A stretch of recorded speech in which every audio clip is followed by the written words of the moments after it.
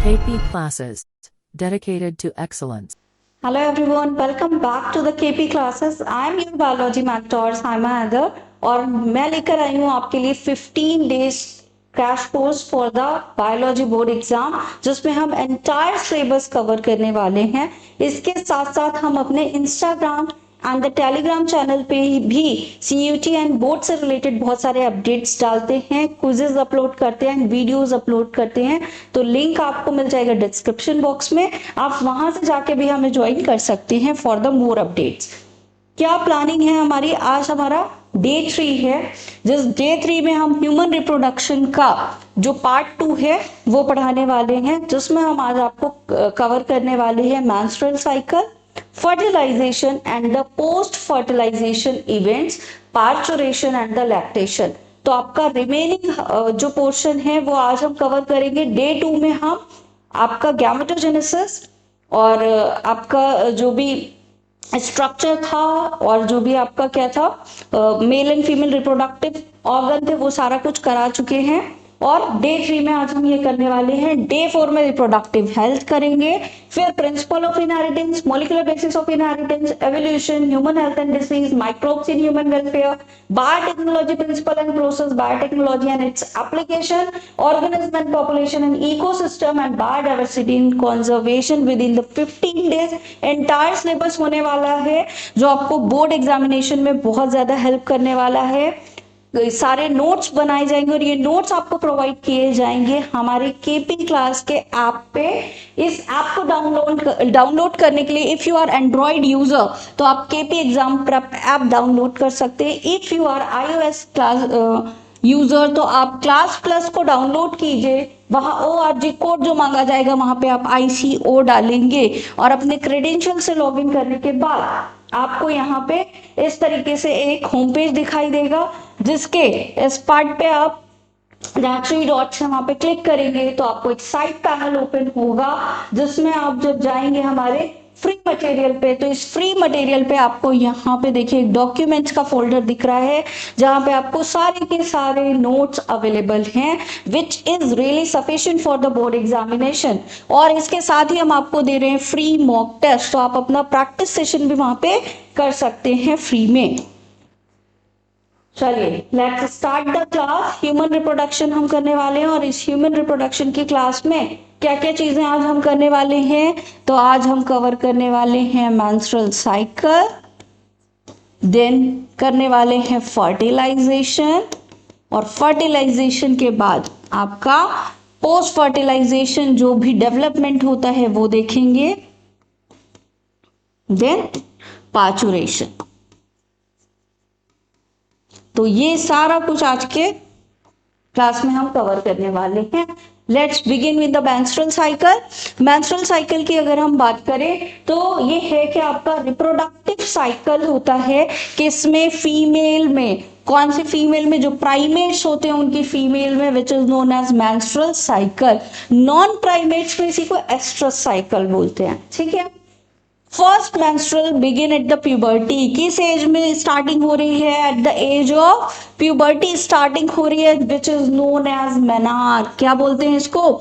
Menarche. और जब ये स्टॉप हो जाएगा at the age of 45 plus तो इसी को बोलते हैं मेनोपॉज। ठीक है। मेनोपॉज मतलब स्टॉप हो गया, स्टार्ट होगा प्यूबर्टी में तो it will be called a menarche. Menstrual cycle repeated at an average interval of 28 to 29 days. मतलब हम कह सकते हैं 21 to 30 डेज का एक साइकिल होता है। रिस्पेक्टिव फीमेल में अलग अलग होता है। क्यों? Due to the hormonal regulation. ठीक है। हर एक मंथ में मिडिल ऑफ द मंथ आपका क्या होगा? एक ओवर रिलीज होता है फ्रॉम ईच ओवरी। ठीक है। अगर राइट ओवरी से इस मंथ ओवर रिलीज हुआ है तो लेफ्ट ओवरी से क्या होगा? आपका नेक्स्ट मंथ ओवर रिलीज होगा। ठीक है। अब मेंस्ट्रुअल साइकिल है क्या, क्यों हो रहा है, किस तरह से रेगुलेट हो रहा है वो देखते हैं। तो पहले तो फेजेस की बात कर लेते हैं। ठीक है। मेंस्ट्रुअल फेजेस कौन कौन से हैं? तो फर्स्ट फेज जो होता है उसको ही हम बोलते हैं जिसमें ब्लीडिंग होगी आपका 1 to 5 डेज का which is known as menstrual cycle. ठीक है। जिसमें क्या हो रहा है हमारा मेंस्ट्रुअल फेज बोलेंगे इसको। और यहाँ मेंस्ट्रुअल साइकिल होगा फर्स्ट 2 5 डेज, यहाँ पे 3 to 5 डेज है आपका। इसके अकॉर्डिंग अलग, क्योंकि हार्मोनल रेगुलेशन है, सब में हार्मोनल कैस्केडिंग अलग होती है हर फीमेल में, तो क्या करेगा ये आपका, उसके अकॉर्डिंग ब्लीडिंग होगी। ठीक है, कि ब्लीडिंग जो है वो हो क्यों रही है, क्योंकि आपके कुछ टिश्यू टूट रहे हैं, ब्रेक डाउन हो रहा है। किन टिश्यू का ब्रेक डाउन हो रहा है, आपके यूट्रस की जो इंटरनल वॉल थी जिसका नाम क्या था, एंडोमेट्रियम, उसकी जो लाइनिंग होती है और ब्लड वेसल्स होती हैं वही क्या होती हैं, ब्रेक डाउन होती हैं। ठीक है, और ये क्या होता है, म्यूकस एंड ब्लड जो होता है वजाइना के थ्रू बाहर आ जाता है। ठीक है, और ये कब होगा आपका, जब ओवर रिलीज हुआ। ठीक है, अब देखिए होता क्या है, ओवर रिलीज होता है, यूट्रस में जाता है, कब जाता है, जब फर्टिलाइजेशन होता है। ठीक है, किस लिए जाता है, ताकि वो सेफ साइड इम्प्लांट हो सके और अपनी ग्रोथ 9 मंथ तक कर सके। ठीक है, और कहाँ इम्प्लांट होता है, इसी एंडोमेट्रियम में इम्प्लांट होता है।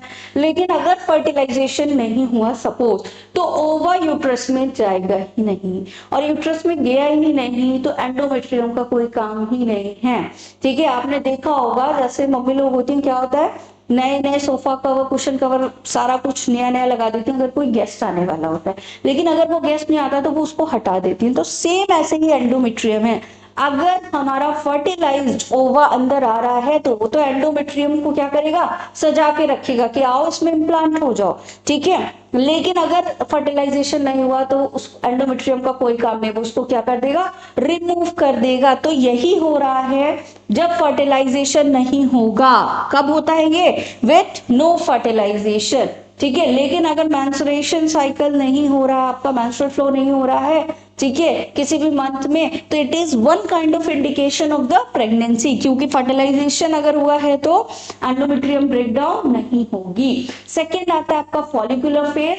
ठीक है, फॉलिकुलर फेज को ही फॉलो करता हुआ हमारा मेंस्ट्रुअल फ्लो होता है। फॉलिकुलर फेज में क्या बन रहे हैं, आपके फॉलिकल्स बन रहे हैं। ठीक है, प्राइमरी फॉलिकल से सेकेंडरी, टर्सरी और फिर ग्राफियन फॉलिकल बनने तक की ये आपकी जर्नी क्या कहलाती है, फॉलिकुलर फेज कहलाती है।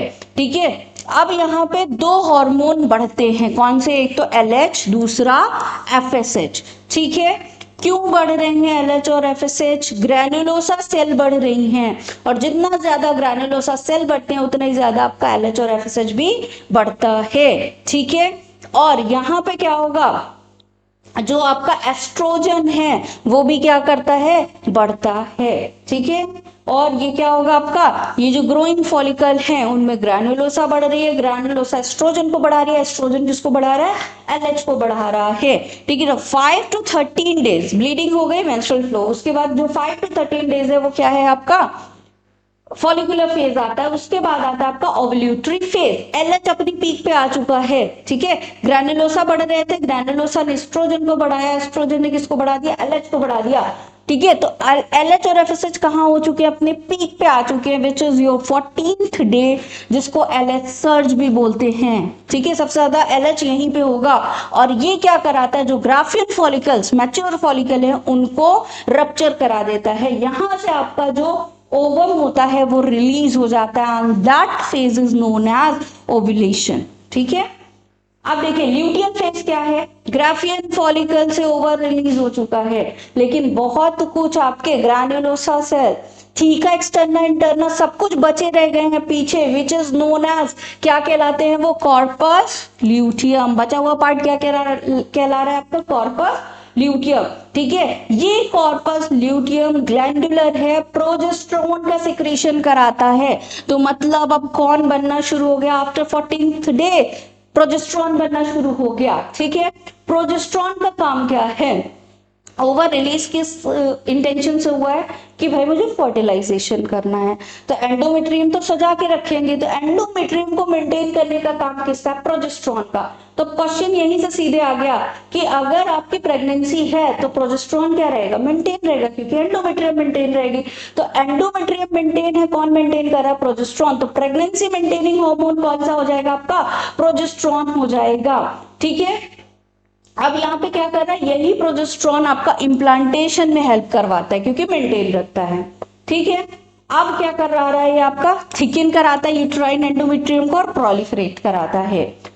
If there is fertilisation corpus luteum grows further, बढ़ता जाएगा, एंड प्रेगनेंसी कंटिन्यूड, प्रेगनेंसी क्या होगी आपकी, कंटिन्यूड हो जाएगी, और मेंस्ट्रुअल साइकिल अब नहीं होगा। In the absence of fertilisation, लेकिन अगर फर्टिलाइजेशन नहीं हो तो कॉर्पस ल्यूटियम क्या हो जाएगी, डीजेनरेट हो जाएगी, ठीक है, और जो एंडोमेट्रियम है वो भी धीरे धीरे क्या हो जाएगी, ब्लीडिंग के थ्रू शेड ऑफ हो जाएगी, ठीक है। अब ये सीज हो जाता है अराउंड 45 to 50 ईयर, जिसको ही हम क्या बोलते हैं, मेनोपॉज बोलते हैं। अभी मैं पीछे वाली स्लाइड में भी पढ़ा चुकी हूँ, ये एनसीईआरटी का मोस्ट इंपॉर्टेंट डायग्राम है, और ये जो डायग्राम है आपका, इसको बहुत ध्यान से देखिएगा, ठीक है, होप सो दिखाई दे रहा होगा आपको। चलो अब इस डायग्राम में देखिए आपके दो इवेंट, जो इवेंट है वो तो 3 चल रहे हैं लेकिन 2 जगह चल रहे हैं, ठीक है। एक तो कहाँ हो रहा है आपके यूट्रस में, दूसरा कहाँ हो रहा है आपका ओवरी में, तो 2 जगह एक साथ इवेंट चलता है, ठीक है, साइमल्टेनियसली ओवरी में भी चल रहा है, एट द सेम टाइम उसका जो असर है वो यूट्रस पे भी हो रहा है। फेजेस की मैं बात करूं तो कितने फेज हैं, देखिए, एक तो मेंस्ट्रुएशन फेज है यूट्रस में, फिर फॉलिकुलर फेज है जिसमें फॉलिकल्स बनेंगे, देन आपका ल्यूटियल फेज है, और फिर क्या होगा आपका नेक्स्ट साइकिल बिगिन होने का इंडिकेशन आ जाता है यहाँ से, ठीक। अब इन द स्टार्टिंग आप ओवरी से देखना शुरू कीजिए, यहाँ पे फॉलिकल्स डेवलप हो रहे हैं, प्राइमरी, देन सेकेंडरी, फिर टर्सरी, फिर मैच्योर होके क्या बना लिया इसने, ग्राफियन फॉलिकल बना लिया। एंड दैट टाइम अगर आप देखेंगे तो यहाँ पे क्या बढ़ रहा है, नंबर ऑफ ग्रैन्युलोसा बढ़ रही है, और ये जो नंबर ऑफ ग्रैन्युलोसा है, जैसे जैसे ग्रैन्युलोसा बढ़ रही थी आप देख सकते हैं आपका एस्ट्रोजन भी बढ़ रहा है, और जैसे जैसे एस्ट्रोजन बढ़ रहा था आप देखिए आपका एलएच और एफएसएच भी क्या होने लगा, बढ़ने लगा, और एक टाइम आया जब एस्ट्रोजन ज्यादा था आपका एलएच और एफएसएच भी ज्यादा हो गया। एट दैट टाइम आपका जो ग्राफियन फॉलिकल था वो मैच्योर हो चुका एट द डे ऑफ 40, और इसने क्या कर दिया आपका ओवर रिलीज कर दिया, जो बाकी बचा हुआ पार्ट था ओवर रिलीज होने के बाद, ओवल्यूशन के बाद, which is known as corpus luteum, और ये कॉर्पस ल्यूटियम धीरे धीरे छोटा होकर कॉर्पस एल्बिकल्स में चेंज हो जाएगा, ठीक है। अब देखिए एट दैट टाइम जब आपका कॉर्पस ल्यूटियम बना, उससे पहले तो प्रोजेस्टेरॉन की लाइन स्लो थी, लेकिन जैसे ही आपका कॉर्पस ल्यूटियम बना, प्रोजेस्टेरॉन ने क्या कर दिया, एक हिट दे दिया, ठीक है। एट दैट टाइम ये जो था आपका, उसी सेम टाइम पे एक बार वापस से एस्ट्रोजन ने भी हिट दी, ठीक है। तो अगर डबल पीक पूछी जाए किस हार्मोन की है तो कौन सा हार्मोन है आपका, एस्ट्रोजन, ब्लू कलर से, एक बार ये पीक है और एक बार ये पीक है, ठीक है, 2 टाइम से पीक दे रहा है, ठीक। प्रोजेस्टेरॉन की एक ही बार पीक आई है, ठीक। अगर फर्टिलाइजेशन नहीं होता, आगे बढ़ते बढ़ते फर्टिलाइजेशन नहीं हुआ, तो देखिए प्रोजेस्टेरॉन धीरे धीरे डिक्लाइन हो रहा है, प्रोजेस्टेरॉन यहाँ तक क्या हो गया, डिक्लाइन हो गया, जैसे डिक्लाइन हुआ नेक्स्ट मंथ में वापस से आपका मेंस्ट्रुअल फ्लो जो है वो बिगिन हो जाएगा। Hope you clear that graph अच्छे से पढ़ लीजिएगा, कभी कभी ग्राफ आके सीधे उससे क्वेश्चंस आते हैं, तो diagrams are very important of that chapter. बेटा इसी के साथ एक छोटा सा इंफॉर्मेशन है कि हमारे सीयूटी के भी बैचेस जो हैं वो लॉन्च हो रहे हैं। हमने आपके लिए एक स्पेशल बैच डिजाइन किया विच इज उड़ान बैच, जिसमें हम सीयूटी के सारे subject like humanities, science, commerce plus GT and English सब कुछ एंटायर सिलेबस कवर करा रहे हैं। लेकिन वो बच्चे जो स्पेसिफिक जीटी एंड लैंग्वेज करना चाहते हैं उनके लिए एक साथी बैच भी हमने लॉन्च किया है। तो ये इंफॉर्मेशन दी हुई है आपकी स्क्रीन पे, इफ यू आर इंटरेस्टेड तो आप हमें ज्वाइन कर सकते हैं। और यहाँ पे हमारे पास बहुत सारा बुक मटेरियल भी है जो सीयूटी एंड बोर्ड दोनों ही एग्जाम में आपको हेल्प करने वाला है, तो आप हमें ज्वाइन कर सकते हैं for that material also. Next है हमारा इवेंट फर्टिलाइजेशन एंड इम्प्लांटेशन, ठीक है। तो फर्टिलाइजेशन नहीं हुआ तो मेंस्ट्रुअल फ्लो हुआ, फर्टिलाइजेशन होगा तो डेवलपमेंट आगे पढ़ेंगे। तो अब हम पढ़ने वाले फर्टिलाइजेशन, मेल गैमेट का फीमेल गैमेट के साथ मिलना, the process is known as fertilisation, ठीक है। तो कॉपुलेशन या फिर क्वाइटस के दौरान क्या होता है, आपका सेमेन रिलीज होता है from penis which is male reproductive organ, and कहा जाता है आपका वेजाइना में, and the process is known as insemination. 2 marks का यहाँ पे एक आपका डेफिनेशन कवर हो गया। The motile sperm swim rapidly pass through the cervix, कहाँ से एंट्री, कहाँ से है, वेजाइना से एंट्री किया, सर्विक्स से होता हुआ यूट्रस से होता हुआ जा रहा है, ठीक है, कहाँ गया आपका, सर्विक्स में गया, देन यूट्रस में, और फाइनली जा रहा है आपका कहाँ, junction of isthmus and ampulla. तो ये जो एम्पुलरी स्थमिक जंक्शन होता है, it is the site of fertilisation. ये क्या है आपका, site of implantation is fundus, site of fertilisation है ये, ठीक है, एमसीक्यू वगैरह में पूछा जा सकता है, तो यू नो अबाउट दैट। ठीक है, the ovum release from the ovary also transported to the ampullary isthmic junction where fertilisation take place. यहाँ पे क्या हो रहा है आपका, फर्टिलाइजेशन होगा। ठीक है, अगर फर्टिलाइजेशन हो रहा है तो कहाँ होगा आपका, एम्पुलरी स्टमक जंक्शन में। अगर साइमल्टेनियसली दोनों मिल गए एट द सेम टाइम तभी ये होगा, अदरवाइज नहीं होगा। अगर टाइमिंग अलग अलग हो गई ओवर रिलीज होने की और स्पर्म की एंट्री की, तो भी फर्टिलाइजेशन नहीं होगा। Process of fusion of sperm and ovum is known as fertilisation. इसी को हम क्या बोलते हैं, फर्टिलाइजेशन बोलते हैं। कैसे हो रहा है, अब बहुत सारे मिलियन ऑफ स्पर्म गए, आपस में कंपटीशन हुआ, जो पहला स्पर्म टच करेगा हमारे सेकेंडरी स्पर्मेटोसाइट्स को, वहीं से क्या होगा आपका, फर्टिलाइजेशन स्टार्ट होगा। तो एक्रोसोम जो होता है स्पर्म का, वो क्या करता है, एंजाइम सिक्रीट करता है, जो पेनिट्रेट करता है किसको, ओवम को। क्योंकि जो हमारा मैच्योर ओवा है, ठीक है, उसमें बहुत सारी लेयर्स होती हैं। Once a sperm comes contact with the zona pellucida. क्या है जोना पैलिसिडा, आपका जो ओवा होता है उसमें प्लाज्मा मेम्ब्रेन होती है, फिर एक लेयर होती है जोना पैलिसिडा की, फिर एक होती है कोरोना रेडिएटा की। तो सबसे अंदर वाली लेयर में, ठीक है, जोना पैलिसिडा में गया, induce the changes in membrane, ठीक है, और क्या कर देता है, बाकी जो स्पर्म है उनको एंटर करने नहीं देता है। ठीक है, तो इससे क्या होगा आपका, पॉलीस्पर्म भी नहीं होगी। पॉलीस्पर्मी क्या, पॉली मीन्स मैनी, बहुत सारे। अगर आपके स्पर्म आके ओवा को टच करेंगे तो क्या हो जाएगा, बहुत सारे, कितनी बार आपके क्या होंगे, सेल्स बनने लग जाएंगे, डिप्लॉइड सेल्स। तो ऐसा ना करने के लिए क्या किया जाता है, पहला ही स्पर्म जब टच करेगा ओवा को, क्या कर देगा, अपने अंदर कॉर्टिकल ग्रैन्यूल्स का सिक्रीशन करेगा, अपना जो है जो आयंस हैं उनको क्या कर देगा, चेंज कर देगा, जिसकी वजह से क्या हो जाता है आपका, पॉलीस्पर्मी ब्लॉक हो जाती है। ठीक है, entry of sperm into the ovum induce the ovum to complete it secondary meiotic division. Secondary side पे आपका जो क्या था, रुका हुआ था अभी सेल साइकिल, जैसे ही स्पर्म ने टच किया कंप्लीट हो गया। Meiosis second is also unequal cytokinesis, जिससे रिजल्ट में क्या बनेगा आपका, production of one large ovum and one small secondary polar body. एक स्मॉल सेकेंडरी पोलर बॉडी बन गई, एक लार्ज हमारा क्या बन गया, ओवम। यही आगे होगा, फर्टिलाइजेशन में जाएगा। तो haploid nucleus of the sperm, जो हैप्लॉइड न्यूक्लियस है किसका, स्पर्म का, वो चला जाएगा किसके पास, haploid nucleus of the ovum to form a diploid zygote. अब ये जो है ये क्या कहलाएगा आपका, डिप्लॉइड जाइगोट कहलाएगा। ठीक है, ये देखो स्ट्रक्चर दिख रहा है, ये ओवम है, ठीक है, इसके बाहर की जो सबसे आउटर सेल्स हैं, this is called the corona radiata. ठीक, यहाँ पे जो अंदर ग्रीन कलर से दिख रहे हैं विच इज जोना पैलिसिडा, जो पिंक से दिख रहा है वो पेरीविटेलाइन स्पेस, और ये जो है ये वाली लेयर आपकी ये प्लाज्मा मेम्ब्रेन हो जाएगी ओवा की। ठीक है, तो स्पर्म का काम क्या है, देखो कोरोना रेडिएटा से पेनिट्रेट करता करता करता करता आएगा कहाँ, उसको आना कहाँ है, इस वाले पार्ट में, ओवम के न्यूक्लियस में, और क्या देने आना है, अपना न्यूक्लियस डोनेट करने आना है, दैट्स इट। ठीक है, अब देखो फर्टिलाइजेशन हुआ, ठीक, ये एनसीईआरटी का डायग्राम है और बहुत अच्छे से बना हुआ है। यहाँ पे भी आपको ना ABCD में करके आ सकते हैं, अरेंज करने के लिए सीक्वेंस, कि कौन सा इवेंट पहले हुआ, कौन सा बाद में, कौन सा कहाँ पे हुआ। तो देखो ये ओवरी है बेटा, और ओवरी से आपका क्या है, फेलोपियन ट्यूब गई हुई है, और ये वाला पार्ट आपका क्या है, यूट्रस है। ठीक है, तो आपको इवेंट देखना है कौन सा कहाँ हुआ। तो पहले इवेंट समझते हैं।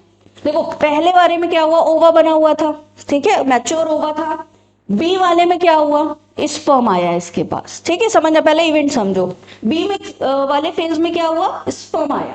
सी में क्या हुआ, दोनों ने अपना क्या कर दिया, ओवा का जो न्यूक्लियस था ही, स्पर्म ने भी अपना न्यूक्लियस दे दिया, तो एक डिप्लॉइड सेल बनी।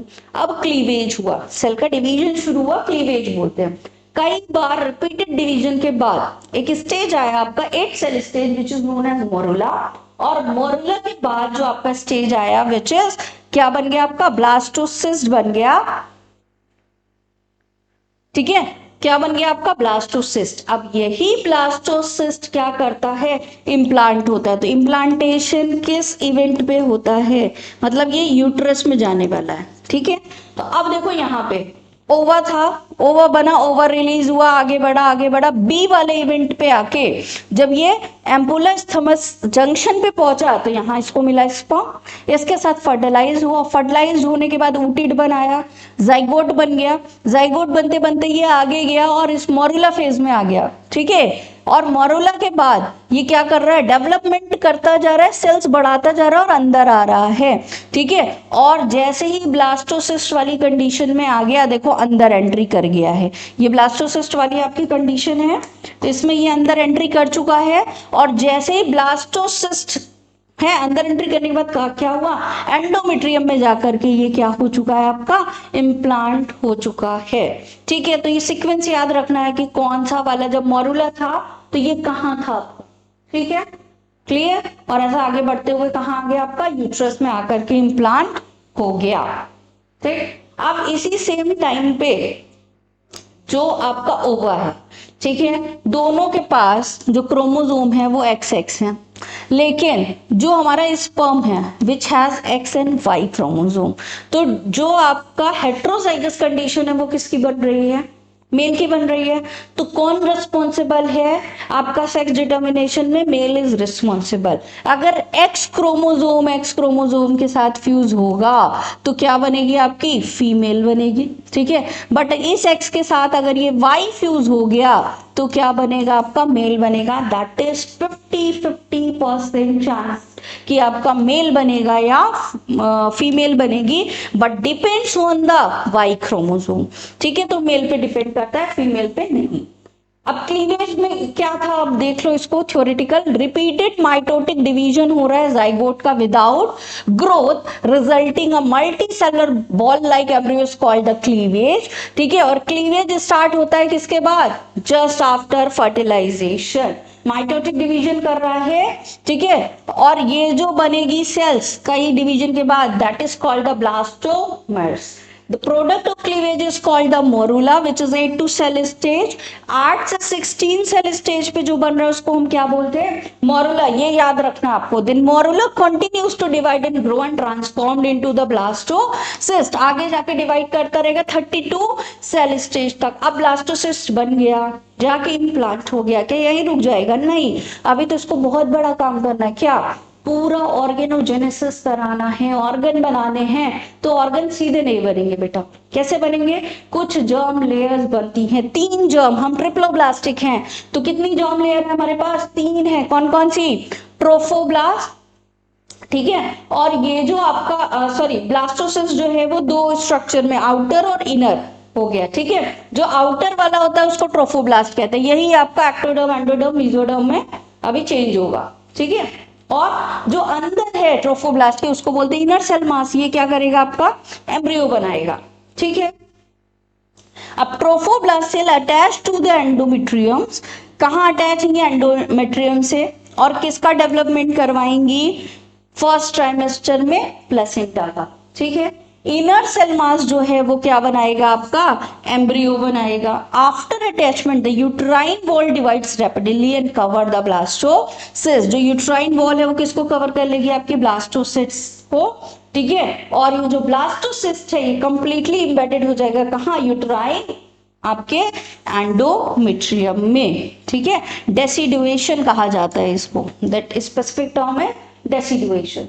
Pregnancy and the embryonic development after implantation, finger-like projections appears on the trophoblast, जिसको कोरियोनिक विलाई बोलते हैं। कोरियोनिक विलाई क्या है, जो बाहर की आपका जो ब्लास्टोसिस्ट था वो 2 लेयर में बट गया था, ठीक है। मान लो ये ब्लास्टोसिस्ट था तो ऐसे लेयर अरेंज हो गई थी, ये बाहर वाली ट्रोफोब्लास्ट थी और अंदर वाला जो था वो इनर सेल मास था, ठीक है। तो ट्रोफोब्लास्ट क्या कर रहा है, इसमें फिंगर लाइक प्रोजेक्शन बन रहा है, कोरियोनिक विलाई। और ये जो कोरियोनिक विलाई थे वो क्या है आपके, ये सराउंडेड है किससे, uterine tissue and maternal blood से, ठीक है। Temporary association between the fetal tissue and the chorionic villi and the maternal tissue is called the placenta। और यही स्ट्रक्चर आपका क्या कहलाता है, प्लासेंटा, जो क्या कर रहा है आपका एक्सचेंज ऑफ न्यूट्रिशन कर रहा है, मतलब न्यूट्रिशन मैटरनल से फीटस को जा रहा है, और जो आपके क्या है गैसेस हैं उनका भी एक्सचेंज कर रहा है। प्लासेंटा का function is one of the important one. The embryo connected to the placenta by the umbilical cord, कहाँ से कनेक्टेड है आपका, अम्बिलिकल कॉर्ड से कनेक्टेड है, which transport substance to and from the embryo, ठीक है, एक्सचेंज करवा रहा है। Facilitated transport of oxygen and nutrient from mother to embryo, ठीक है, मदर से किस में जा रहा है आपका एम्ब्रियो में। Carbon dioxide and waste material को एम्ब्रियो से रिमूव करवा रहा है, ठीक है। एंडोक्राइन ग्लैंड की तरह वर्क करता है और बहुत सारे हार्मोन देता है, और ये भी आपका इंपॉर्टेंट है, ये याद रखना, ये कई बार पूछा जा चुका क्वेश्चन है, ठीक है। तो ह्यूमन कोरियोनिक गेनेडोट्रोपिन पहला HCG, ठीक है, यही आपका क्या करता है प्रेगनेंसी टेस्ट में, इसी हार्मोन की हेल्प से हम प्रेगनेंसी देखते हैं, जो हमारा ग्रेवेंडिक्स टेस्ट होता है किट वाला, ठीक है, तो यही हार्मोन होता है वहां पे। फिर दूसरा है ह्यूमन प्लासेंटल लैक्टोजन, तीसरा है एस्ट्रोजन, और चौथा है आपका क्या प्रोजेस्ट्रॉन, और लास्ट वन इज रिलैक्सिन, ठीक है। Relaxin last stage of pregnancy में होगा और रिलैक्स कर रहा है किसको, बर्थ कैनाल को, ठीक है। तो ये हार्मोन याद रखने हैं, क्योंकि MCQ में भी पूछा जा सकता है, नाम लिखने के लिए भी दिया जा सकता है, इंपॉर्टेंट है, कई बार पूछा गया है। Embryonic development. After implantation, the inner cell mass of the blastocyst differentiated into an outer layer called the ectoderm। अब ब्लास्टोसिस्ट आपका क्या हो रहा है, धीरे धीरे इनर मास भी 3 लेयर में, ट्रोफोब्लास्ट हो गया, प्लासेंटा बना दिया उसने, एमनियन बना दिया, ठीक है, कोरियन बना दिया, ठीक है, योग सेक बना दिया। अब जो आपका अंदर वाला सेल है वो 3 उसमें डिवाइड हो गई, एक्टोडर्म, ठीक है, कौन सी है आपकी बाहर वाली लेयर, और अंदर वाली क्या है आपकी एंडोडर्म। इन दोनों के बीच में जो बनेगी वो कौन सी है हमारी मीजोडर्म होती है, ठीक है, ये लिखा हुआ है। The inner cell mass this called the stem cell, और जो इनर सेल मास है वो क्या कहलाता है हमारा स्टेम सेल कहलाता है, ठीक है, जो क्या करेगा डिफरेंशिएट हो जाएगा डिफरेंट ऑर्गन में। Formation of different organ in the embryo is called organogenesis. कितने मंथ का आपका पार्चुरेशन जेस्टेशन पीरियड है, 9 मंथ का। आफ्टर 1 मंथ ऑफ प्रेगनेंसी, सबसे पहले 1 मंथ में क्या बनता है, हार्ट बन जाता है और हार्ट बीट आना शुरू हो जाती है, ठीक है। तो सबसे फर्स्ट मंथ में हार्ट बीट चेक की जाती है। By the end of the second month the fetus develop limbs and digit. बेटा यहाँ से बस क्वेश्चन सीधे पूछे जाते हैं कि किस मंथ में क्या बन रहा है, तो सेकेंड मंथ में क्या बन गया, लिम्स है डिजिट। बाय द 12 वीक मतलब आपका फर्स्ट ट्राइमेस्टर, ठीक है, starting in 3 month most of the organ system is form, ठीक है, और क्या हो जाएगा आपका limbs and external genitalia are well developed.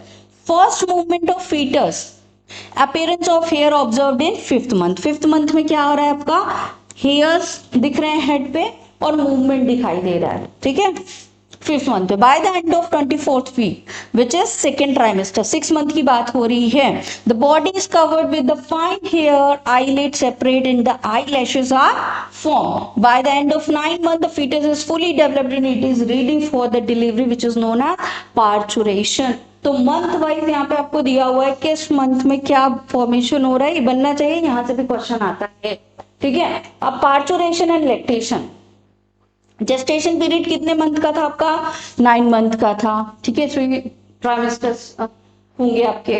Ejection और एक्सपल्शन और delivery of the fetus is called the parturition. 9 month का जेस्टेशन था, जब फीटस मैच्योर हो जाएगा, डिलीवर हो जाएगा, that phenomena is known as parturition, ठीक है, ठीक है। क्यों हो रहा है ये आपका, अब जब पार्चुरेशन होगा तो विग्रेस कॉन्ट्रेक्शन होगा, कहाँ, मायोमेट्रियम में। क्या थी मायोमेट्रियम, यूट्राइन वॉल थी, सेकेंड नंबर की बीच वाली।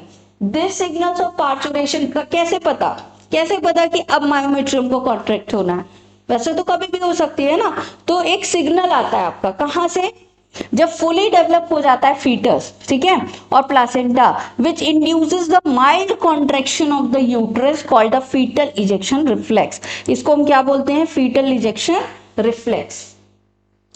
अब ये जैसे ही फीटल इजेक्शन रिफ्लेक्स होता है तो एक और हार्मोन रिलीज होता है आपका, कौन सा? Oxytocin from the pituitary. ठीक है, पिट्यूटरी के पास सिग्नल जाता है कि फीटस फुली डेवलप हो गया है, क्या हो चुका है, उसको जगह जो है वो एकदम वोम में सफोकेट हो रहा है, तो पिट्यूटरी में सिग्नल जाएगा मदर की, और वो क्या रिलीज कर देगा? ऑक्सीटोसिन। और ऑक्सीटोसिन क्या करता है? स्ट्रॉन्ग कॉन्ट्रैक्शन कराता है, किसका? यूट्राइन एंडोमेट्रियम का। ठीक है, stimulatory reflex continues strong contraction leads to the expulsion, और ज्यादा कॉन्ट्रैक्ट होगा, at the same time relaxin release होगा, बर्थ कैनाल को डायलेट करेगा, मायोमेट्रियम कॉन्ट्रैक्ट हो रही है, बर्थ कैनाल रिलीज हो रही है, तो एट दैट इवेंट क्या हो जाएगा आपका? जो पार्चुरेशन की प्रोसेस है वो डन हो जाएगी। लैक्टेशन की बात करें तो memory gland of the female more differentiated during the pregnancy. Memory gland start producing milk towards the end of the pregnancy. ठीक है, बनना कब शुरू हो रहा है? जैसे जैसे प्रेगनेंसी में आगे बढ़ रहे हैं वैसे वैसे मिल्क का प्रोडक्शन हो रहा है। ठीक है, जिसको हम क्या बोलते हैं? लैक्टेशन बोलते हैं। अब ये लैक्टेशन जो है वो क्या होता है आपका? जो ऑक्सीटोसिन है जब ये रिलीज होता है तभी क्या होगा आपका? प्रोलैक्टिन बनवा रहा था, ऑक्सीटोसिन इसको क्या करेगा? रिलीज करवाएगा। और जो फर्स्ट मिल्क रिलीज होता है विच इज क्लोस्ट्रम। ठीक है, इसमें बहुत सारी एंटीबॉडीज पाई जाती है हमारी, जो कि क्या करती है? न्यू बॉर्न को इम्यूनिटी प्रोवाइड करती हैं। ठीक है, तो now this chapter has clear. इस सब के नोट्स आपको हमारे ऐप पे मिल जाएंगे। Hope you like this session. Thank you so much. KP classes. Dedicated to excellence.